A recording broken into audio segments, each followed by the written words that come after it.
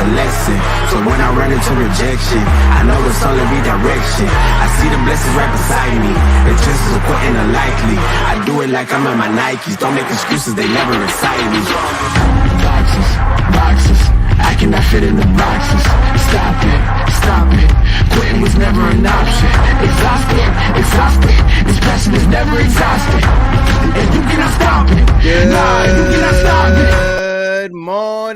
Good morning, Knicks universe. Welcome back to another episode of the Knicks Morning Brew on this Wednesday, February 28th.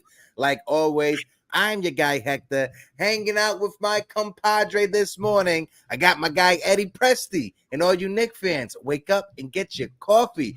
Eddie, how you doing, baby? I'm all right, Hector, man. Hanging in there. Watched that game last night, man. That game last night, it was a fucking sloppy game, you know.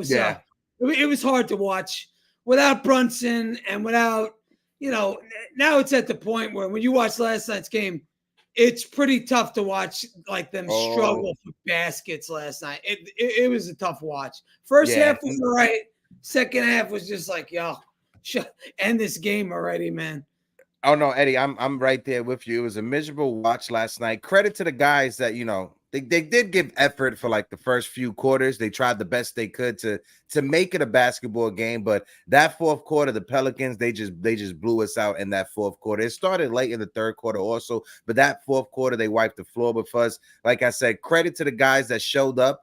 No credit to Alex Burke. The Alex Burke experiment in New York City is not working out. I've seen the timeline going crazy. Before we get into any other conversation, let's do a little bit of the roll call real quick, Eddie. Let's shout everybody out. We got Jacob Petruzzi in the building. Jacob Petruzzi, how you doing? On Dios NYK is in the building. Unc Corey Lee, salute to you. My guy Savage NYC is in the building. Savage, how you doing? CT Pittman is in the building. CT Pittman, congratulations on your retirement. Everybody on Twitter saw it yesterday. If you didn't see it, make sure you guys salute CT Pittman in the chat. And shout out to you, my guy. I know retirement, it's a long time coming. You finally get to enjoy it. And you had a nice little timepiece to sell into the sunset with. Shout out to my guy, CT Pittman. Our guy, JJ's in the chat. I sent his chain out. His chain is in the mail, by the way. Okay, so CT, your chain is in the mail. Eddie put that out there. Shout out to Ally Wise in the building. Peace, God. I hope all is well. Julian Blum is in the building. Our friend Julian. Still, Knicks fans is in the building. Ron and John, what it do? Salute. Danny Landis is in the building. Shout out our friend Danny Landis. Always appreciate Danny being in the chat. And CT Pittman said, heck, I'm not retiring. Oh, well, I saw someone put it in the chat that you were. If you're not, salute to you anyway, CT Pittman. Years of service. All right, copy. But still, salute to you. CT, the artist, says, CT Pittman, salute to you. I'm right behind you in retirement. Hopefully, CP, the artist, salute to you, my guy. But Eddie, let's get into the conversation because we're spitballing right now. Celso's on a plane to New York City. Phil is doing whatever Phil does out there working on the streets. But we had a game last night. I brought it up. Alec Burks. What's your thoughts? What's going on? All right. 1 of 7 from the field. Look, man. The Knicks didn't have anybody last night, right? There was no Brunson, no Ihart. So they were playing a 7-man rotation. And when you're playing a 7-man rotation and nobody's hitting shots, the Knicks become reliant too heavy on Alec Burks. And it's become, now that they have all these guys down, your Alec Burks is heaving up 7 shots a game. We can't have that, but we have nobody else on this team that could score. Dante was ice cold in the first half. Josh Hart, he was cold. Josh Hart was 6 of 15 from the field. McBride was cold. He was 3 of 11. So again, man, when we have nobody out there, and what do you expect, Hector? What do you expect out of these guys? Valentina, they said it perfectly. Shout out to Valentina in the chat. They said, what up, Jets? And to you, Eddie, as well. It's hard to win with a depleted team.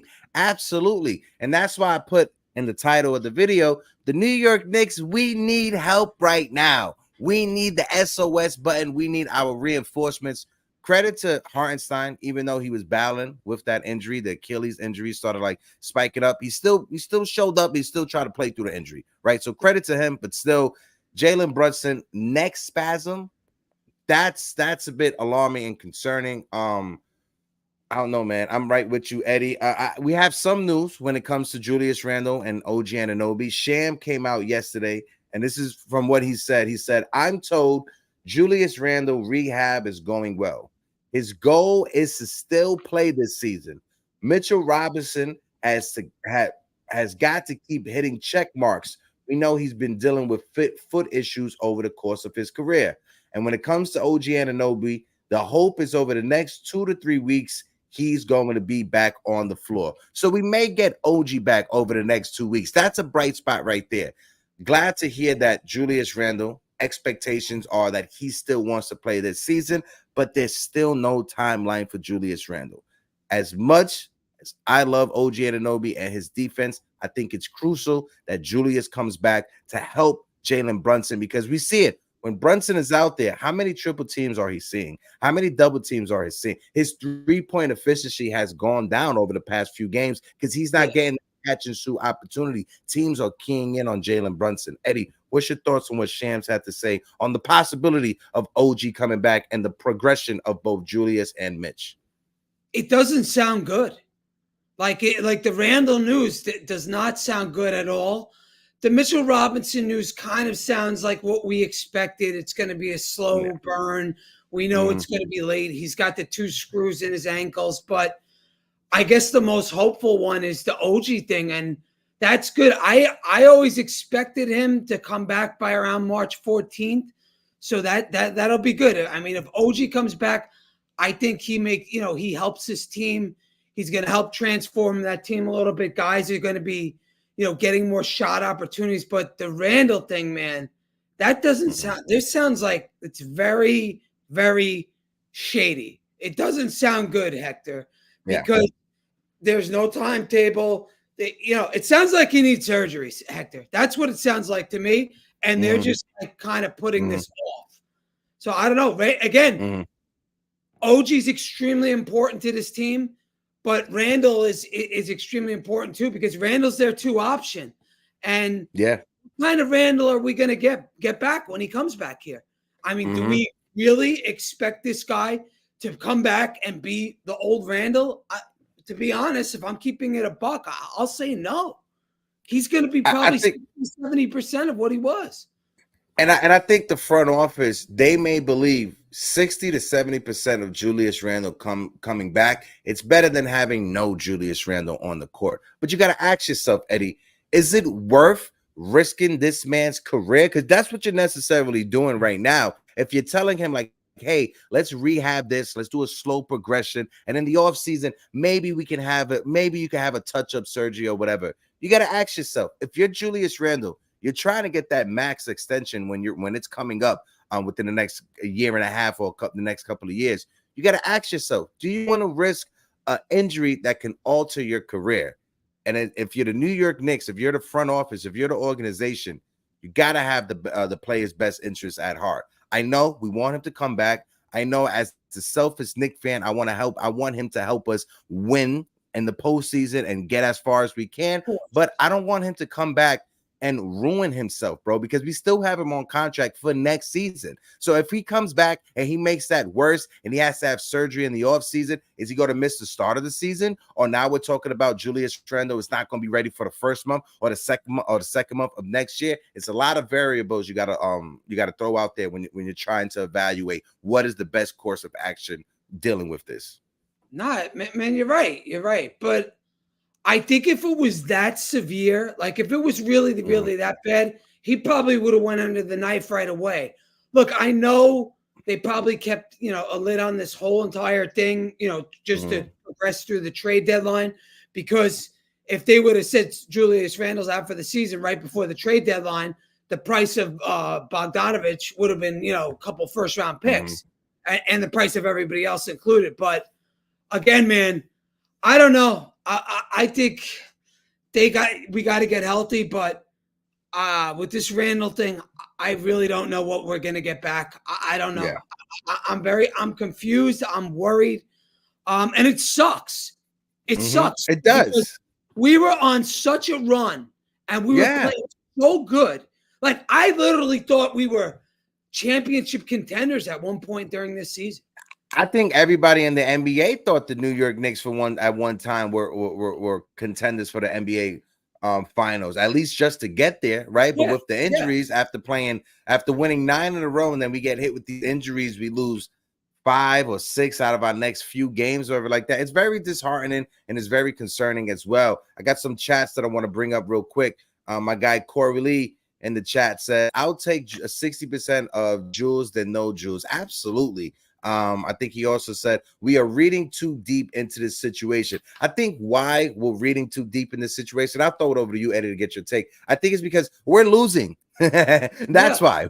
That's why we're reading too deep into this, because if we were winning, I don't think we'll be having these type of conversations, or we will be panicking the way that we're panicking right now. The fact that we're losing and our standing in the Eastern Conference is a bit shaky right now. Yes, we're still in 4th place, but we got some teams behind us that are just like knocking on the door. If we keep on losing, we could kiss that 4th seed goodbye, right? We got like 20-something games left in the season. We need our guys to come back to at least have momentum going into the postseason.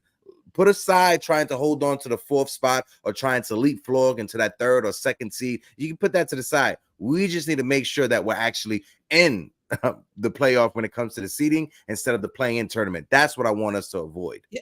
Well, that's the most important thing with this whole entire thing, Hector.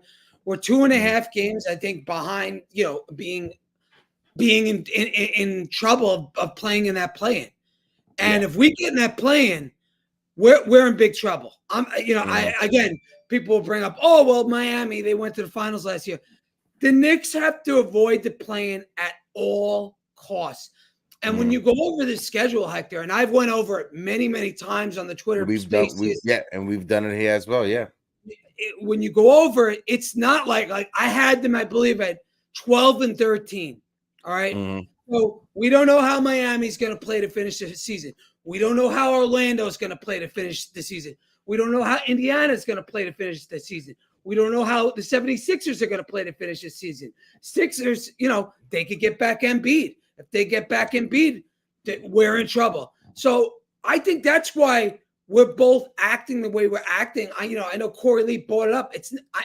We know it's not over. We know it just began, but this East is a tough, it's tough this season, man. It's tough. We're almost in that play-in. And like you said, we keep losing. We're not putting winning streaks together anymore. It's win one, lose one, win one, if we're lucky. And now we got Golden State on Thursday. We're in trouble, bro. We're in trouble. It's definitely a cause of concern. It's definitely a cause of concern, Eddie. I just want to take a quick second real quick. Shout out to my guy, Blood of the Panther in the chat. Top moderators of all the moderators. It was dope linking with my guy, IRL, right? Celso's back there. He's at his gate at the airport right now. Hopefully everything goes all well. We miss you, Celso. We definitely do. But like my guy, Blood of the Panther said, if you guys care, please hit that like button and hit that subscribe button. We are sitting at 3,719 subscribers. We are on our way to 4K subs. We got about a month before the Major League Baseball regular season start. So we're trying to get to 4K before the baseball season starts. So if you're watching us for the first time, please smack that subscribe button. And my guy, Ally Wise, says, Eddie, stop worrying about everybody else. We will be good. If you calm down, clearly, if Brunson and iHeart played last night, we win. If anything, the team is just being smart. Remain confident, guys. When Jaylen Brunson and Isaiah Hartenstein, especially when Hartenstein is trying to play 100%, when they're in the lineup, I can live with them in the lineup. It's just the Julius Randle and the OG and Anunoby not being in the starting lineup. And also you got to compact Mitchell Robinson on top of that. Like you said, Eddie, this season we were rocking on all cylinders. And then the injuries happened. And then now we're in purgatory right now. We need to get our guys back. And, Ian Begley came out there also, and he said the general consensus when it comes to OG Anunoby is that OG Anunoby will be back ideally within 3 weeks, 2 to 3 weeks. That's what even Ian Begley is saying. So if we look at our schedule right now, he said 2 to 3 weeks. We may be getting OG back. Hold on. March 14th. Look right now.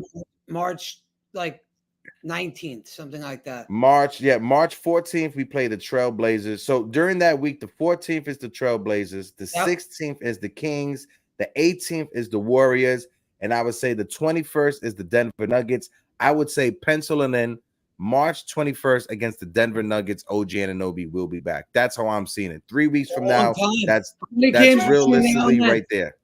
How many games between now and then? We got 1, 2, 3, 4, 5, 6, 7, 8. Hold on. We got 9 games. We got 9 games.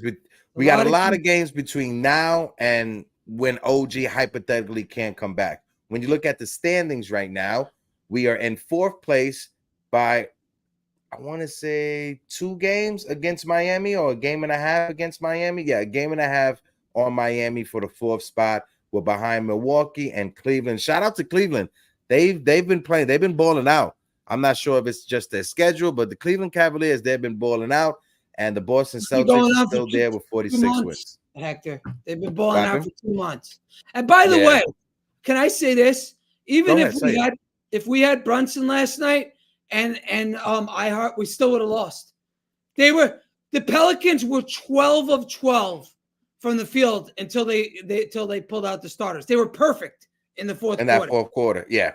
They were literally perfect. So even with Brunson, we would not have won. That's perfect. They were 7 of 7 from 3 in that fourth quarter. So that's you never see that. That's an outlier. Yeah. Yeah, I would say, and I see your point, Eddie. I would say if we had Brunson and iHeart, it would be way more competitive than what it actually was. Maybe in the third quarter, we would have broken it down to probably single digits instead of being down by double digits. But then that fourth quarter, they had a historic fourth quarter. You got to give them their credit. They showed up in that fourth quarter when our guys didn't show up, or we hardly had guys to show up as well. One bright spot that I want to take away from last night's game, watching the highlights and watching the replays, Deuce McBride.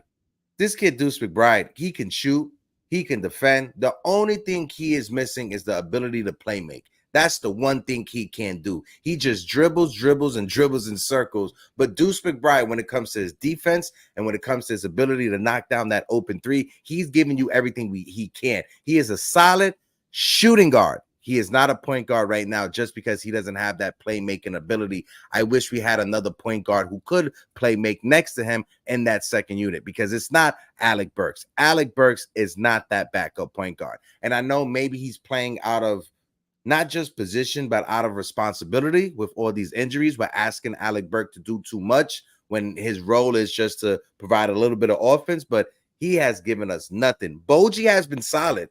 Shout out to Bogdanovic. He has been solid. But when it comes to Alec Burks, bro, it's just cringy to watch him. Well, I'll bring this up about Bogey. I think he should have got more minutes last night. He was one of the few guys that had his shot going. I thought Tibbs should have played him more. I mean, especially last night when nobody could hit a shot. He had, in the first half, he had one of his best halves as a Knick.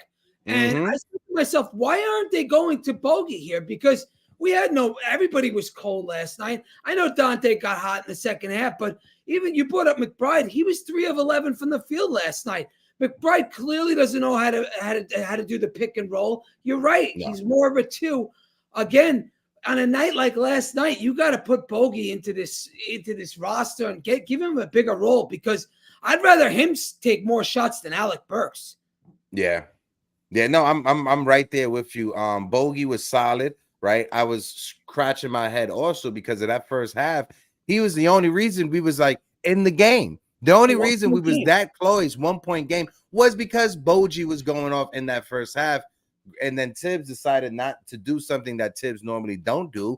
not overplay his guys. Maybe because it's the defense, right? Maybe the lack of defense from Bogey, maybe, but we needed some offense, and Bogey was the only person giving us any offense. I want to shout out the chat real quick. My guy Keith Turner's in the building. You always go after guys like Burks who don't take us to the next level. Talking about the front office and Tom Thibodeau. Keith, I appreciate you. I think, Keith, when it comes to Burks, like I said with Eddie when I brought it up, I think he's just playing out of not just position, but out of responsibility. We didn't go trade for Alec Burks to do what he's doing right now.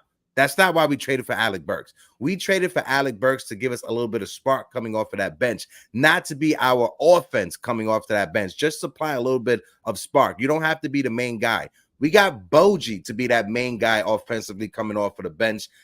I think Burks was just a throw-in. The trade was more for Bogey than it was for Burks. Yeah. In reality, right? I see a lot of people on the timeline saying, how could we trade Quentin Grimes for a bum like Alec Burks? I don't think we traded Grimes necessarily for Burks. We traded Grimes for Bogey, and Burks was just thrown in there just to be thrown in there. Yeah, no, I'm with you. Look, listen, when the team is fully healthy, Alec Burks is going to get 10, 12, 15 minutes tops a game. And that's why we got him. We didn't get him for, him to be a savior. We got him basically for him to be the Quentin Grimes, being the Quentin Grimes role. If you remember how Grimes was at the end, he was just that 3-and-D guy for 10, 15 minutes a night. That's it. That's all he was here. But when you have nobody in the lineup, when you're playing a 7-man rotation, obviously Burks is going to get too many shots. I just thought last night Tibbs, but there was one point Bogey had 14 points in 14 minutes. You had to ride that hot hand, and he did it. Yeah, and I think if we had OG back and OG being the all defender that he is, I think you can live with Bojan's defense out there when you have a great defender like OG Anunoby, when you have a great defender like Mitchell Robinson. But when you don't have all defense NBA players around Bogey, the defense sticks out like a sore thumb. My guy Sherwin in the chat, shout out to you, Sherwin. Bogdanovic's defense is unplayable. He is worse than Fournier on defense. I will never put him on the court again. Burks is a ball mover. When it comes to Bogey, I give him some credit because he has a bit more size than Fournier does. Did you see when when he tried to body up against Zion and Zion literally just spent around him? You see Bogey literally just tried to throw his fist at Zion to get him out of the air. But no, Sherwin, his defense is questionable. I give him a bit more credit than Fournier just because he has a bit more size. If he just uses his size, just box out better on the defense, I think he would be better. But like I said, you can hide Bojan's defense when you have a guy like OG and his amazing defense out there. But when OG is not out there, when Mitchell Robinson is not out there, the bad defense, it sticks out like a sore thumb. Look, yeah, man, I'm with you 100% there. If OG comes back, he takes the load off of, guys like Bogdanovich and things. So, Again, Hector, it just comes down to when are we going to get healthy? When are these guys coming back? We're repeating ourselves at this point. It's the same old story. So, again, these guys can't come back soon enough. It's hard to watch. It's hard to watch. Yeah, and Celso in the chat, he said, if purgatory was a location on Earth, I found it. Terminal A at LaGuardia Airport. # Spirit Airlines. Yes, he did. Can you, Ivan, bro? Look, hold on. You see, they even told him to shut the hell up. CT Pittman says, geez, Porto, I never go through LaGuardia. I always go through Newark. Too bad. It doesn't fly north. Oh, yeah. You talking about North Carolina. You okay, Soso? I guess he's out. That's the airport. That's the airport for you. Let's look at some more of these chats as well. Go ahead, Eddie, whatever you feel like talking about. Go ahead. Oh, man. Look, last night you got to just chalk that game up to we went up against a better team, right? We went up against, a team in the Pelicans, and we played a good first half. We played competitive. But in that second half, they had their stars show up, man. Yeah, guys like Zion that hurt us. Yeah, what's his face? What's a power forward's name? I always forget his name. Oh man, I need to talk who's knocking down the threes left Yeah. and right. Yeah, I that forgot was- what his name. Or Yeah. But him, that guy. That guy, we sound like two idiots right now. But look, Yeah, man, I'm gonna look him up, right? Again, you said we have 9 games between now and that Denver game. Mm-hmm. It's going to be a long 9 games, Hector. It's going to be a long 9 games. And I don't want to be the bearer of bad news, but if we, even with Brunson back, even with iHeart back, it's going to be a long 9 games, man. Because this lineup, when Dante's not hitting shots, when McBride's not hitting shots, when we're relying on Josh Hart to be our offense, this team's tough to watch, Hector. It's Man. I mean, you got Hart. Cheesy Showcase got the name. Murphy the third is the guy you talk about, but also Brandon Ingram also. Unbelievable mid-range game. That dude was just knocking down mid-range game after mid-range shot after mid-range shot. Paris Douglas said, we're screwed. We traded our youth, our young core players with great upside for guys with glass jaws and 27-game losing streak this year. Paris Duggar, appreciate you in the chat. Trey and Herb Jones. Herb Absolutely. Jones Thank you so much, Ally Wise, for that one. Yeah. Listen, I'm just bringing it up. Zion Williamson last night, after the game, I don't want to hear no more how happy he is to be in Madison Square Garden. Yeah. I don't want to hear how more Zion Williamson coming out. Oh, it's exciting to be in Madison Square Garden. This is the best place in it. I don't want to hear that because this Zion Williamson to the New York Knicks rumors, they've been circulating ever since he was in the draft, ever since the draft lottery. Okay, we are not trading Julius Randle for Zion Williamson. I'm not doing that. Right. No. Even though Julius Randle is injured right now and Zion Williamson is playing, Knicks fans, what are we doing? Why are we having this conversation?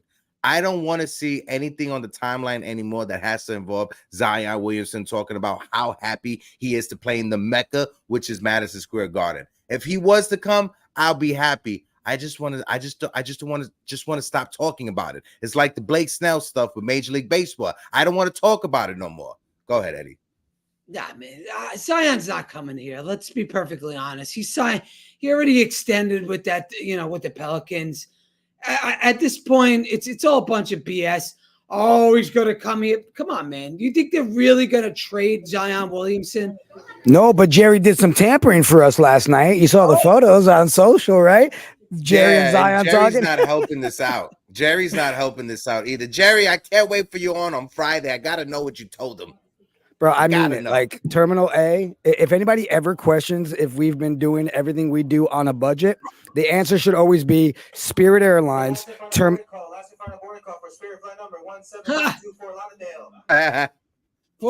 dropped me. You dropped me down. You ain't drop yourself down. How you drop me down and not yourself? CT Pittman, Devil's advocate. Heck, he did dominate Jew in New Orleans when we played them earlier. That's when it grew legs. You are absolutely right, CT Pittman. Definitely. But this is the thing when it comes to Zion Williamson. If somebody can grab a crystal ball, right? Eddie, if you could grab a crystal ball, right? If you could give me the prediction that Zion Williamson will be healthy for the rest of his career, I'm all for it.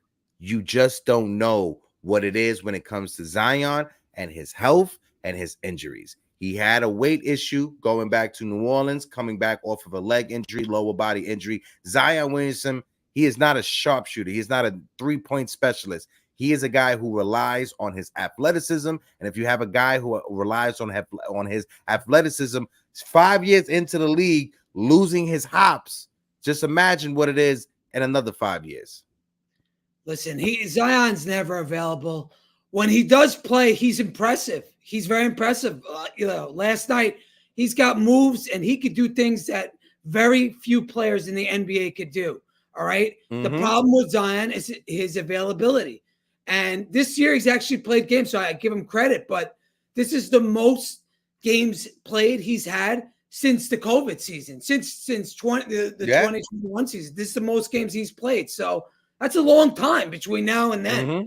So, again, would I love to see Zion on the Knicks? Sure. But yeah. I would love him. But again, would he be available to play? The answer is I don't know. We both don't know. I think the best, I think a better way for me or for you to address this is, I don't think we're gonna hold out hope waiting for Zion Williamson. That's fair Yeah, to say, right, Eddie? You're yeah. not gonna hold out hope. If he was to come, me and Eddie, we'll go get jersey, we'll go get matching jerseys together if Zion Yeah. Williamson was to come. But we're not holding out hope that Zion Williamson was to come, right? I So I wouldn't, think that's the better way to put it. Hector, I wouldn't like, let's say he was even available, right? Mhm. He'd be like 10th on my list I'd choose. I would Yeah. choose Karl Anthony Towns over him. And I know Yeah. that might be a hot take, but I would choose Cat because he's available.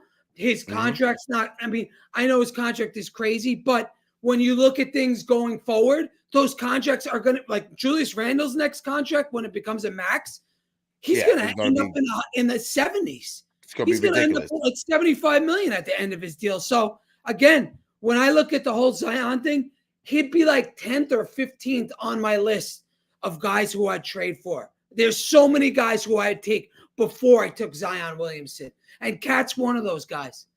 Yeah, my guy Chris N in the chat. Shout out to you. He said, I would take Melo right now off the podcast before trading for Zion Williamson. Right. Shout out to my guy Chris N in the chat. And folks, we got over 90 people rocking with us right now. I know the Knicks are losing. It's a slow morning. It's very rainy outside in New York City. But if you're watching with us, please smack that like button. We're sitting on 38 likes. Let's run the likes up on the stream. Let's try to get to 90 likes as well. And when it comes to subscribers, like I said, we are at 3,719. So if you're watching us and if you aren't subscribed, what are you doing? Hit that subscribe button. It helps us out tremendously. Shout out to my guy Rocks. Rocks Hot Take says Knicks fans need to just relax and hope we end.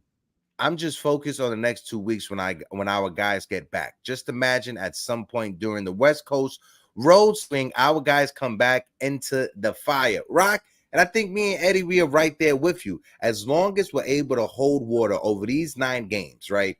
Over these 9 games, potentially we get back OG and Anunoby. Not sure about Julius, but if we could just hold the fort down and stay in the 4th seed or even the 5th seed, I think we'll be able to be good going forward. Realistically, Eddie, over the next 9 games, if we lose seeding and standings, what's the worst case scenario over the next 9 games? Because if you look at the standings, right, I don't think, like you said, you brought up the play-in tournament. I just want to bring it up.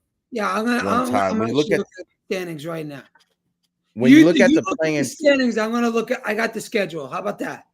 Yeah, copy. So you go off the schedule. I got the standings then. Okay, So so let's do this. Let's do go this. ahead, Eddie. Let's go win-loss based Copy. on the next 9 games until OG potentially comes back. Let's do it. This Thursday, 7:30, Golden State. Win or loss? No Jaylen Brunson. That's a loss.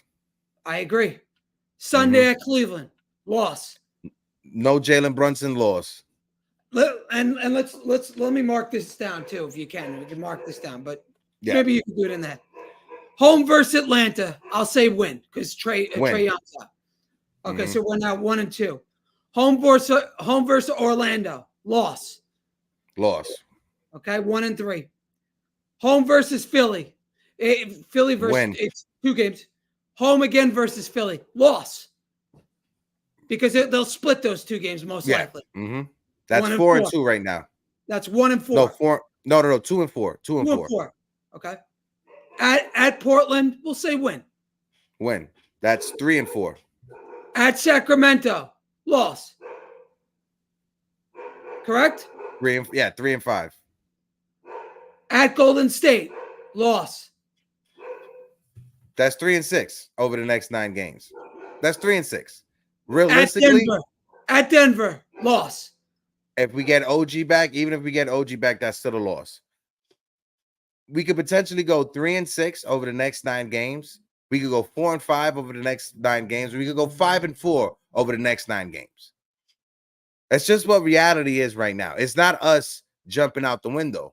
It's just us looking at the schedule and looking at how our team has been performing and what's reality. And reality is, if we don't have Jaylen Brunson going forward, every one of those 9 games are going to be a loss. We need Jaylen Brunson. That was 3. We what did we put down? 3 and 6? 3-6. Now pull up the standings. Now, when you have the standings, the New York Knicks, we are 4th, 35-24. Miami is 33-25. Philly, 33-25. Orlando, 33-26. Indiana, 33-26. And then you got Chicago, 27-31. And then Atlanta, 26-32. Those are the last 2 play-in seeds when it comes to Chicago and Atlanta. If we go 3-6 over the next 9 games, we could potentially be in that 8th spot, the 8th seed in the play-in tournament. That's awful. What you do not want to happen. And like I said, you could put to bed the dreams of being the 3rd seed, the dreams of being the 2nd seed, the dreams of being the 1st seed. You can put that to bed. That's not happening. We just got to, if Knicks fans, going forward, there's only 2 things we got to pray for. 1, health, and 2, avoid the play-in tournament. That is the one thing you have to avoid. Avoid that play-in. And then, Hector, then you have 11 games after that. After these 9 games, you have 11 games after that. My worry, and it should be all Knicks fans' worry, is that, remember, these guys aren't going to come back just meshing in right off the rip. We have to have time to get this team together to develop a chemistry. So stamina. Stamina. They got to get their lungs back. They got to get their wins back. So again, we are the Knicks right now, and I don't want to sound doom and gloom, but we're not in a very good position. We're not in a very good position at all. It's scary. No. And I'm just keeping it a buck. You guys can say, "Oh, Eddie, you're doom and gloom." No, we're spitting facts. This is what we're up against. This is our schedule. This is who we're facing. Okay? This is a very important time. And then when we get guys back, they have to be able to fit into a brand new rotation with all new players. Randle never played with Bogdanovich. Okay? OG never played with Bogdanovich. They didn't play with Burks. They didn't, they didn't play together. It's going to be like a brand new team. So we are very, very much in danger of falling into that play. And that worries me. That scares me. And it should scare you too. It should. When you look at, shout out to Knicks Muse because they do amazing numbers. The New York Knicks, they have 4 players this season with a plus minus over plus 200. Can you name me those 4 players, Eddie? 4 players? 4 players that the New York Knicks have this season. First time ever in a long time since the 90s. Plus 200. OG, Dante, Jaylen,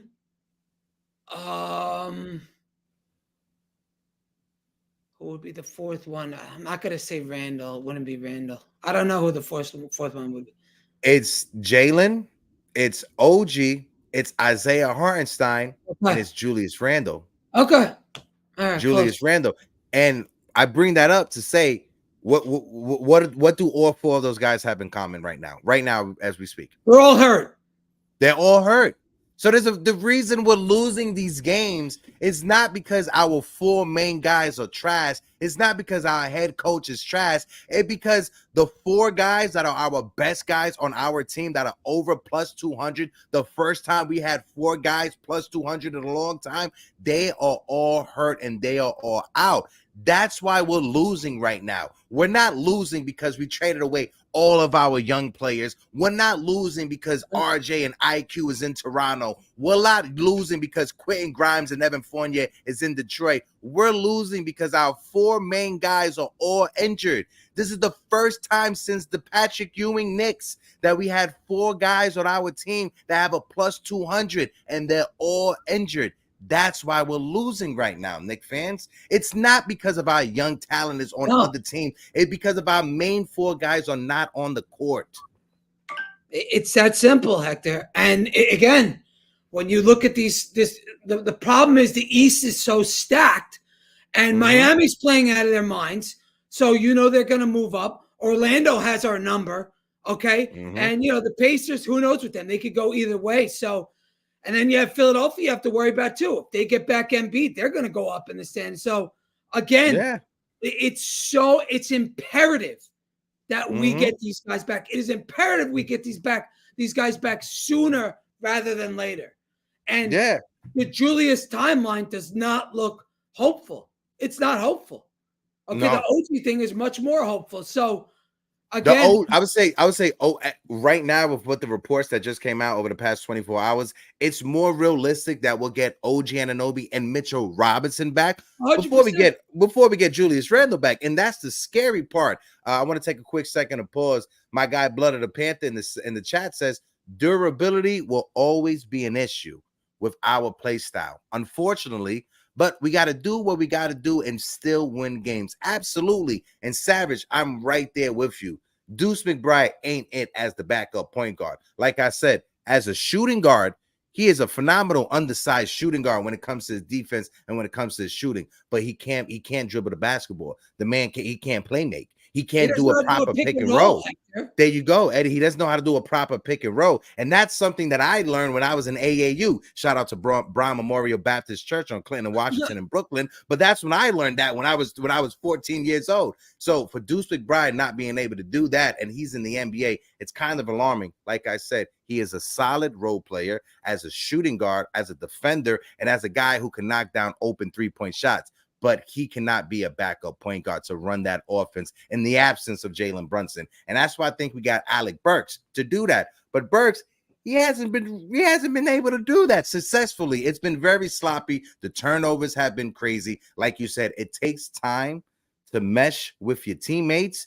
But I expected Burks to get it faster than Bogdanovich has gotten it. Because it looks like Boji has gotten it better or faster or learned it better than how Burks did it, and Burks was in our system. But Yes, Peter Artist, I was in AAU, Brown Memorial Baptist Church. You can check my stats. I was the most improved player back in 2006, my guy. Yeah, what's up with that? No, you know what? Look, when it comes to Burks and Boji, Boji's just more talented, Hector. That's really what that comes down to. He's just a more talented player. Burks is I can't stand Burks in that backup point guard role. I think he's awful. I hate when he has the ball in his hands. I hate when he shoots. For me, Burks needs to be, the 3-and-D guy, not the backup point guard. And I'll tell you, when I watched Malachi Flynn the other night, he was the one guy I missed. Better. Yeah, same. Yeah, I didn't care about losing Grimes. I didn't care about losing Fournier, but when I saw Malachi Flynn, I was like, damn, we should have kept this guy. He was okay in that role as the third point guard. So, man, we're in trouble. I mean, if you don't realize that, you're kidding yourself. Yeah, no, listen, see, Peter Artist. Yeah, you could ask for Deacon Brown, right? He would tell you that I was the only Puerto Rican in a Baptist church basketball team. He would definitely tell you that. I want to shout out other people we got in the chat. Shout out to my guy Wiz Kid. He says it's not being shocked when facts are facts. We can hope for them to get healthy with time to gel, but we should also be realistic and not just be homers. No, absolutely, Wiz, I'm right there with you when it comes to not being a homer, right? And the one rule we have is we don't tell people how to fan. If you guys are homers and want to be homers, cool, copy that could be you. But reality is reality, and when you take the step back. Rock just said it. Can Burks be pulling a Derek Harper on us? That's the question you got to ask yourself. You older Knicks fans, you guys know that more than me. What's your thoughts on that real quick, Eddie? What does he mean? Not being able to run the offense, I guess? No, I mean, Derek Harper, from what I remember, was a good player. I mean, I thought he was good. I mean, he was very good. I don't know. 1 second. I'm not sure what he means by that. I just want to say we are at 3,720 subscribers. Appreciate everybody in the building rocking with us. We are 80 away from 3,800. So help us out. Hit that subscribe button. Parrish Douglas said, if we're going to do what we got to do, can we at least have a contest? Who's Tibbs' next victim? DiVincenzo or Josh Hart? I think when it comes to the minutes, I think we got to be worried about Josh Hart. But Josh Hart, he said it. They said it yesterday, but they said it yesterday in the broadcast. He was very it was very important for him for his diet, right? He All wanted to right. work on his recovery, and he cut out a lot of red meat out of his diet, and it said that it helped him with his recovery. So even if you're at the top peak of your conditioning or your athleticism, you always still want to try to gain that edge. And you always got to give credit to guys like a Josh Hart or even LeBron James that tried to overextend or try to get the most out of their body right now. Yeah, just use some PEDs like LeBron and Tom Brady, and you'll be okay. Allegedly. First of all, LeBron James, no PEDs, right? When it comes to Tom Brady, witchcraft had a lot to do with that in Tom Brady. Okay, my guy. It's called HGH and testosterone. Yeah, allegedly, Eddie. CT Pittman Tom said Brady and LeBron James are the two biggest steroid cheats going. These guys are allegedly, Eddie. Okay, Hector and CP the artist is straight comedy. That's my guy, CP the artist. I appreciate him. Jacob Petruzzi said, "Heck, comeback player of the year for AAU." Absolutely, my guy. Trust me.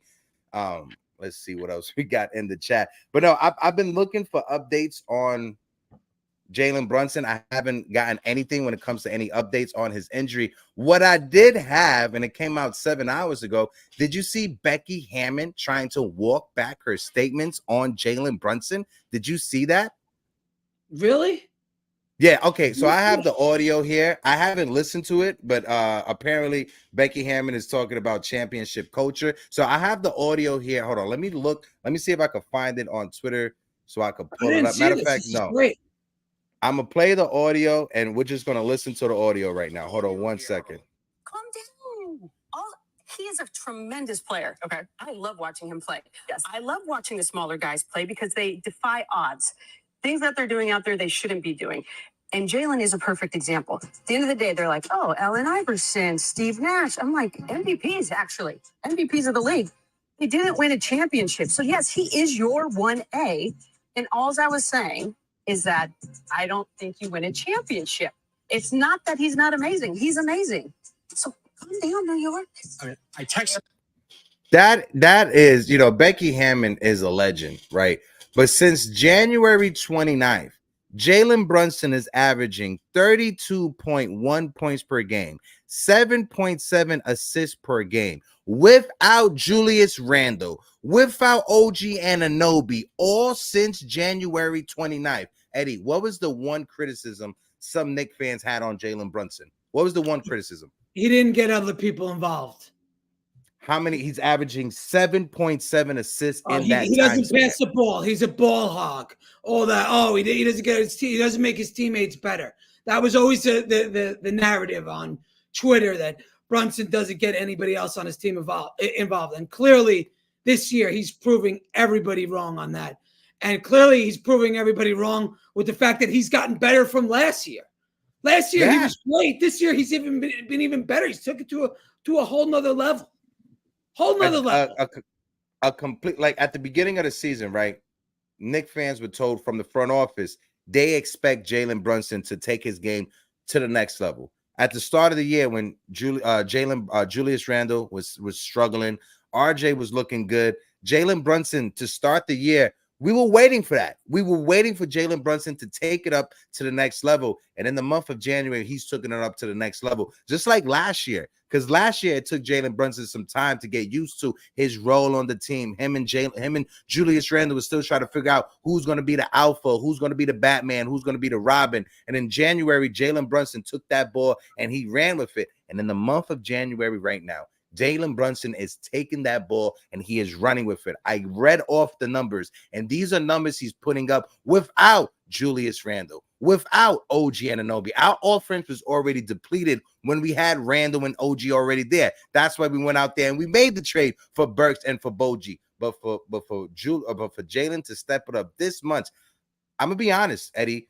I didn't expect this. 30 points per game without Julius Randle in the lineup. I did not. The 7 assists, I think, is the biggest takeaway.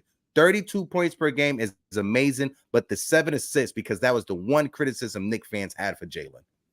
I think that the Knicks in general have gotten better, with sharing the ball. You could just see it in the assist numbers game to game since, Randle and OG went down. The assist numbers have actually gone up for a team because they have to play a team style of ball in order to keep winning games, and they have to get other people involved because now the other teams are keying in on Brunson, right? You're seeing the double teams. You're seeing sometimes Jaylen Brunson getting triple teams. It's just a matter now where we are in the season. It's just a matter of getting everybody else involved, getting everybody else that comfort level, that, getting everybody comfortable in their spots, to throw up shots, to be more confident. And we saw it with Dante DiVincenzo. His game has been elevated since Randle has went down. Yeah. Give Dante a lot of credit there because he stepped up to the point where people are saying, is Dante a star? I mean, that's been, something people have mentioned. So we like that. We like that, Knicks fans. We like seeing that. Yeah. And, JJ put it in the chat, right? I mean, not JJ, CT Pittman put it in the chat right now.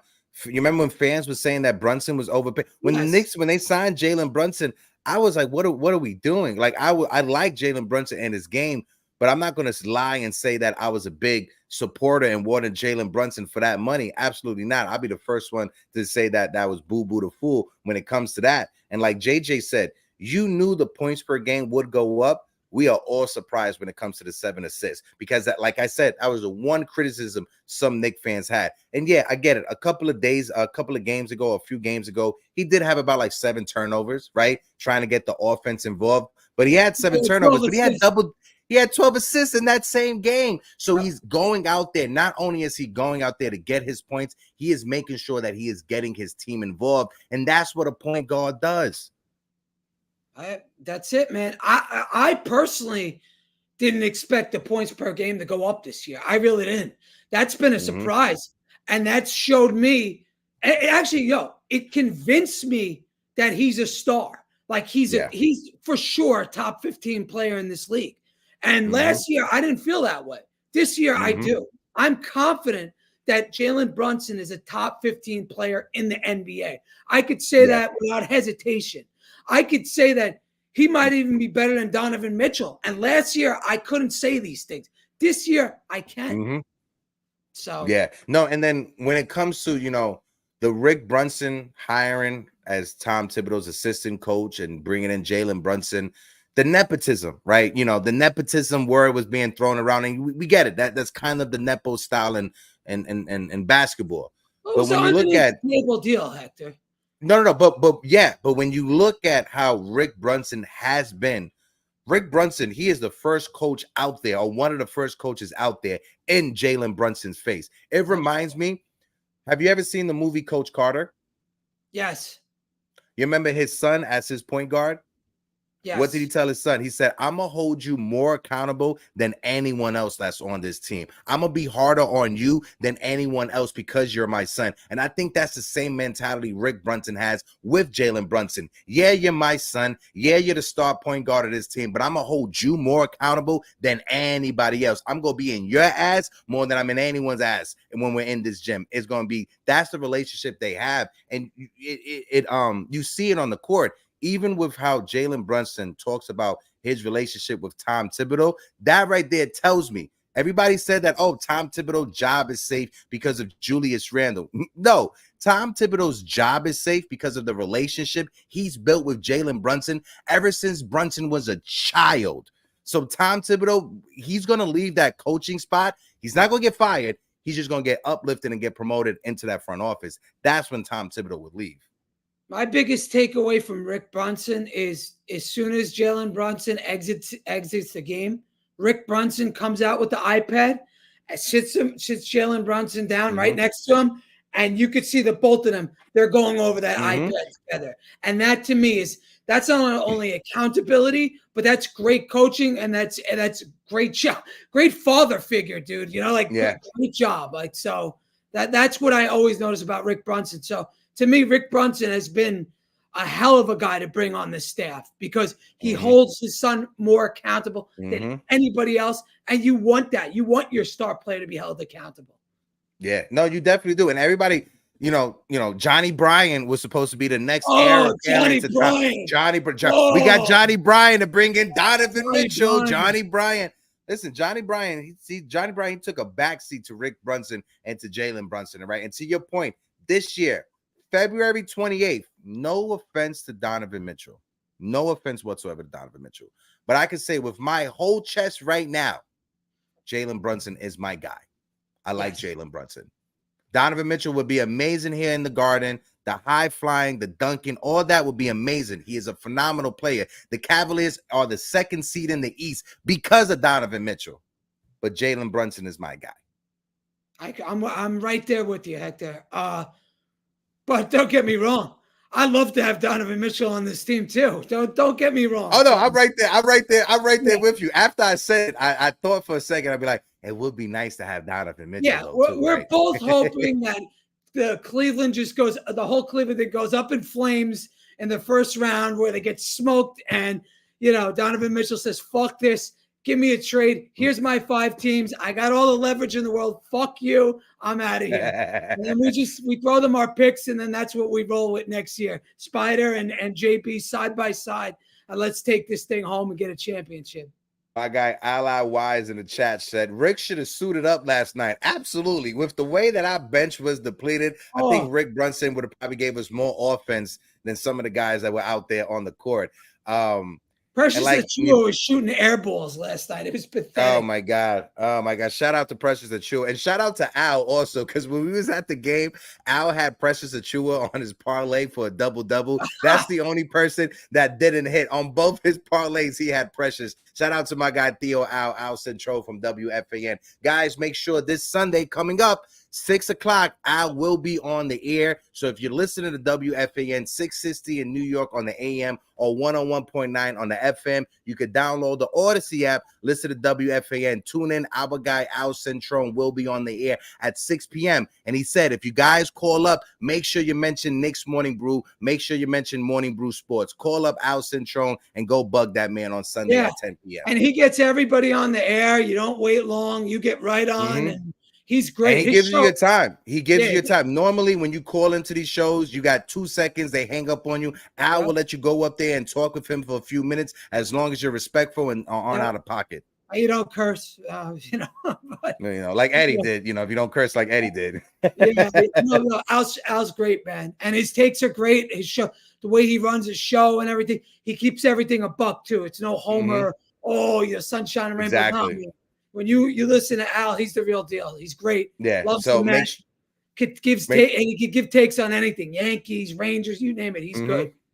So make sure you guys tune in. Like I said, WFAN on the Odyssey app. You could download the Odyssey app. Check out our guy Al Centron. I'm gonna put the link for the open panel in the chat. We're gonna rock out for about like 12:15, 12:30. We're gonna do it one at a time. If you want to come up, give your take with me and Eddie, you're more than welcome to come up and give your take. If you don't want to come up, if nobody want to come up, that's fine also. We'll cut it out early at 12:15. Celso is still at his gate, waiting for purgatory and waiting for LaGuardia Airport or whatever the hell he's at to get him back home to North Carolina.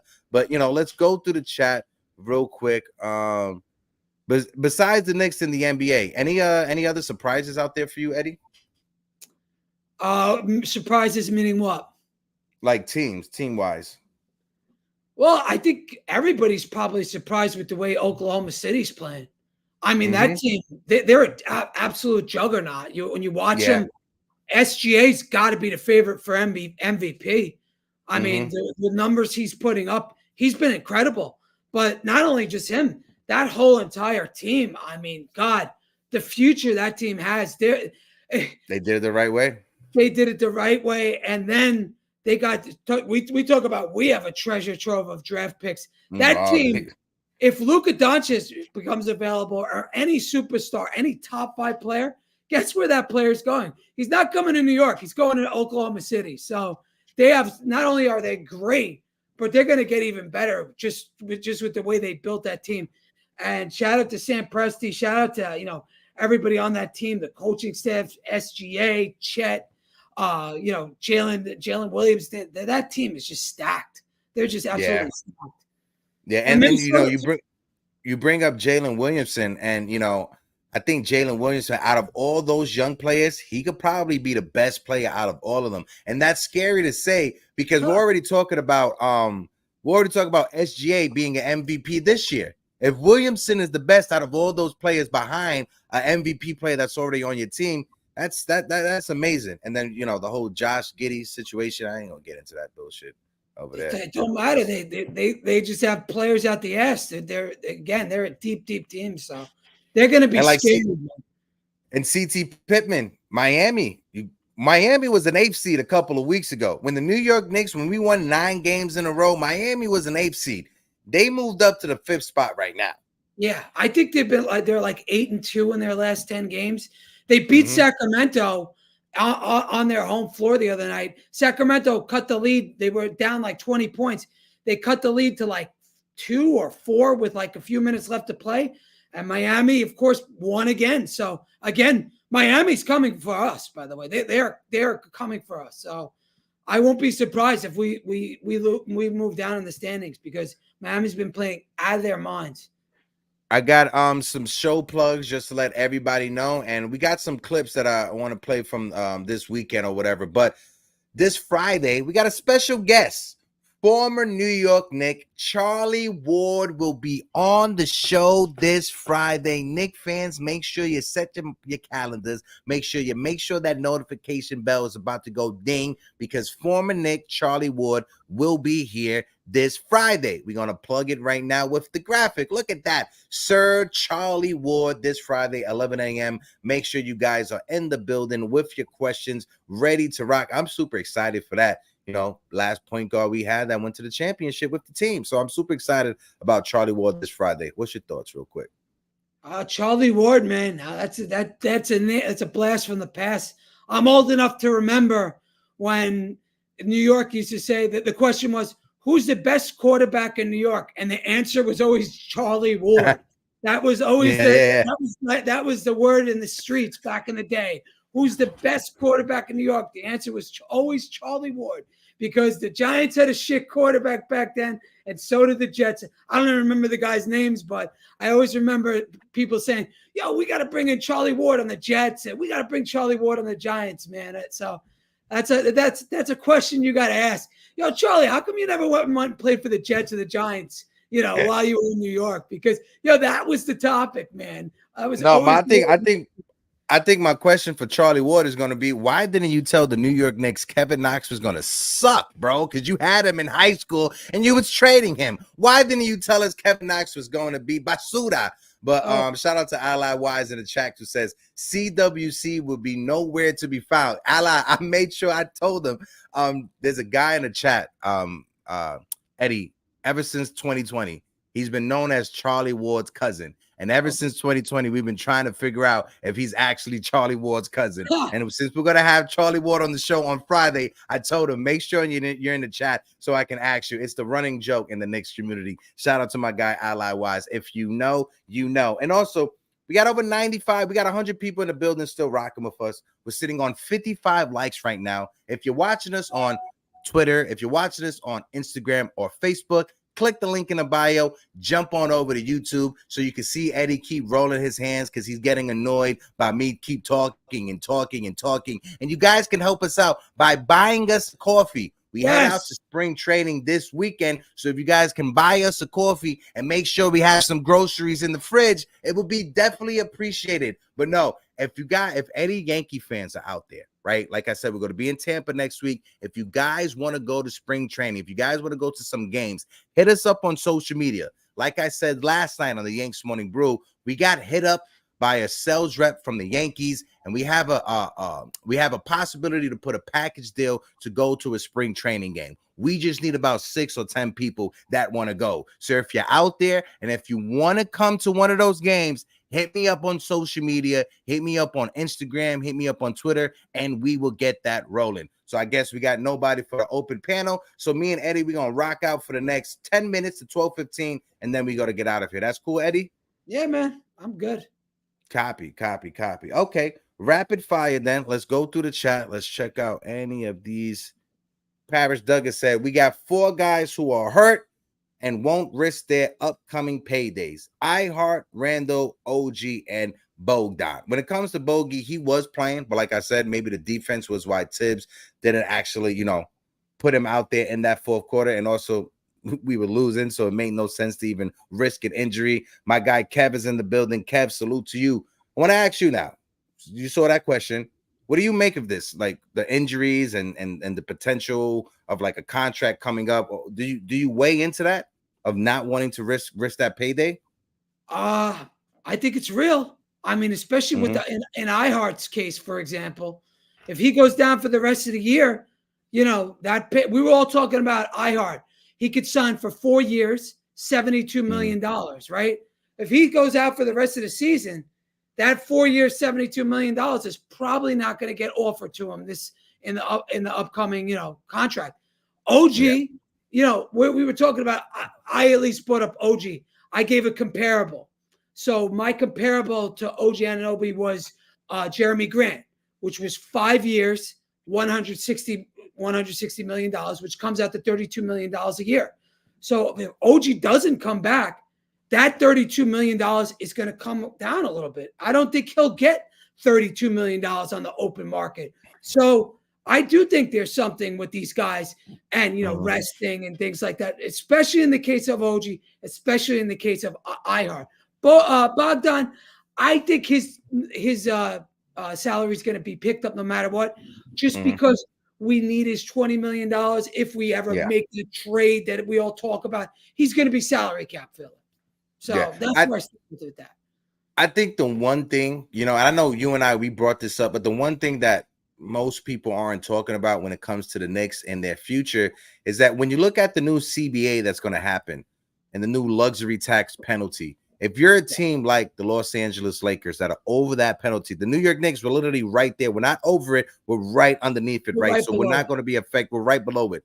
If you're the Lakers and you're over that luxury tax, if you're going to try to make a trade for another star player, you're not going to be able to add multiple contracts in that trade going forward. It has to match salary for salary. So when you look at the teams that are in the top seeds in the East and the West, Boston, they're over that luxury tax threshold, right? The Cleveland Cavaliers. 1 year, Hector. Is that the one? But what? Yeah, when you're over the second threshold for 1 year, that's when the penalties begin. Okay, so like you said, you know, you can't match. You have to match dollar for dollar with the contract. So you can't trade multiple players for one player. It's got to be one player for one player. Like that. So it's harder to match up those deals. Yeah. You can't aggregate the salary. Then when you're over the salary cap for two years out of 3, you lose your draft pick 7 years down the road. You can't trade that pick. Or also that pick becomes what's called a dead pick, where let's say you're the first pick in the draft, you automatically go to 31. So it is crazy when you go over. So you only go over that second threshold if you know you're competing for a championship. Because if you're not, you're totally screwed. Just and I bring it up, right? Because when you look at the landscape of the Eastern Conference, right, the Boston Celtics, they're over it. They're gonna have to figure out their salary in the offseason so they're not affected like Eddie just talked about. The Cavaliers, they don't have to worry about that. The Cavaliers are safe. But the Milwaukee Bucks, they're over it as well. The Miami Heat, they're over it as well. So when you look at it, the Cavaliers and the New York Knicks are the only teams that won't be affected by the new CBA going forward, and it'll be easier for the Knicks to construct their roster than it would be for the Boston Celtics, than it will be for the Milwaukee Bucks. So the landscape of the Eastern Conference, when you look at it, the New York Knicks and the Cleveland Cavaliers, they could be the top dog for some years because it's easy for them to construct their rosters, not like the other teams because of everything else that we just mentioned. Well, also too, but if the Knicks, you know, re-sign iHeart, re-sign OG, and they bring in that other star, that we've been talking about for the last 5 years, right? Once that star gets here, Hector, we will. That's all. Is it? It's a wrap. Will be officially over unless by some miracle you down the line you convince Jaylen Brunson, Randle, iHeart, and all these guys to take discounts, which they won't. So and also too the salary cap is going to go up also. It goes up. So it goes up. It's going to go up each year. It's going to go up like 1%, like Eddie was talking about. 10%. So yeah, that's all. But when you look at it, Bogey's 20 million, right? Because if you think of it, that superstar that's going to come up when the salary cap goes up just by 1%, that superstar, if they even paid 20 million, we can still go out there and get them because that Bogey's 20 million, and then you still have 10 million to play with. You could technically still be under that luxury tax threshold and still be able to move some pieces around. So this is why it's important for the front office to hire the cap guys that they hired. Shout out to Brock. Brock's been doing an amazing job when they're constructing our team. Yeah. It's very important that you stay under that second threshold unless you're officially all in, right? So let's say we bring in a guy on a Supermax contract. We're officially in, Hector, once that guy comes. And I'm okay with that. I'm okay because it's for a 2-year window, 3-year window. I'm fine with that. I'm even fine with the dead pick. But when you start sucking, that's a whole different story. If you suck and you're over that second threshold, then you're fucked. That's why teams like Minnesota, they want to get off Karl Anthony Towns' contract because of those penalties that's going to be coming in the future. So they already have their corner piece in Anthony Edwards.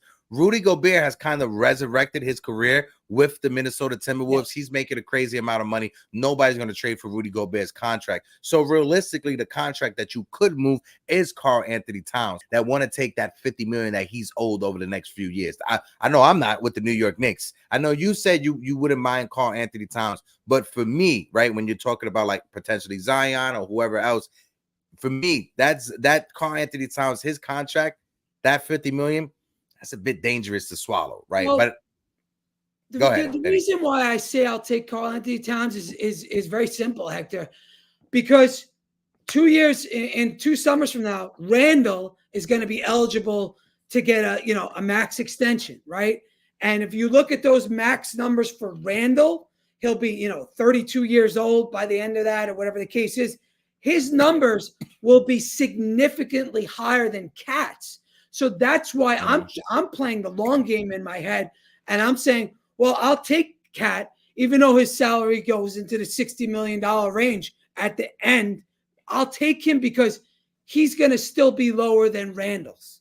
Yeah. So I'm actually looking at that ahead, and okay, I'll swap out Randle for Cat because Randle's going to get he changed his agency, so Randle's looking to get paid and looking to get that max. So I'm okay with swapping Cat for Randle. I'm okay with that because it comes from people.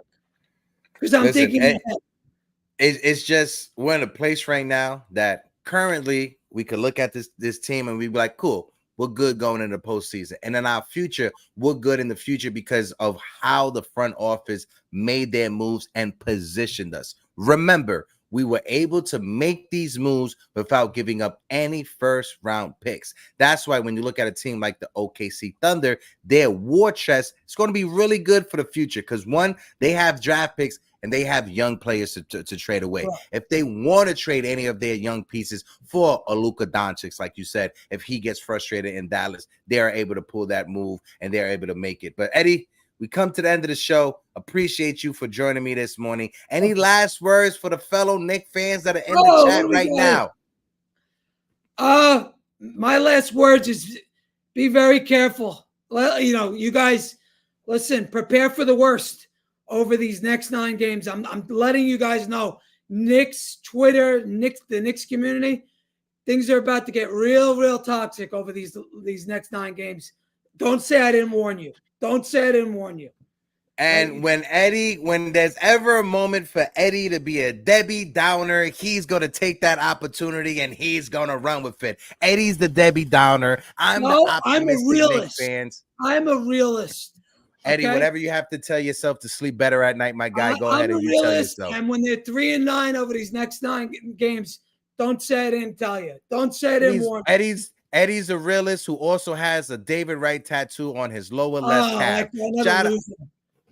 Shout out to everybody. Hello, in the chat. steroids, you too. Appreciate everybody. Shout out to JJ, Sheety Pittman, my guy Kev Rodriguez is in the building. Wiz, the Wiz Kid, Savage NYC, Ally Wise. Appreciate everybody for showing up. Like always, hit that like button, hit the subscribe button, and like Blood of the Panther said, here are my last words. Subscribe and hit that like and notification bell. Celso, tell the people goodbye. He can't hear. He can't hear us, so goodbye. Deuces.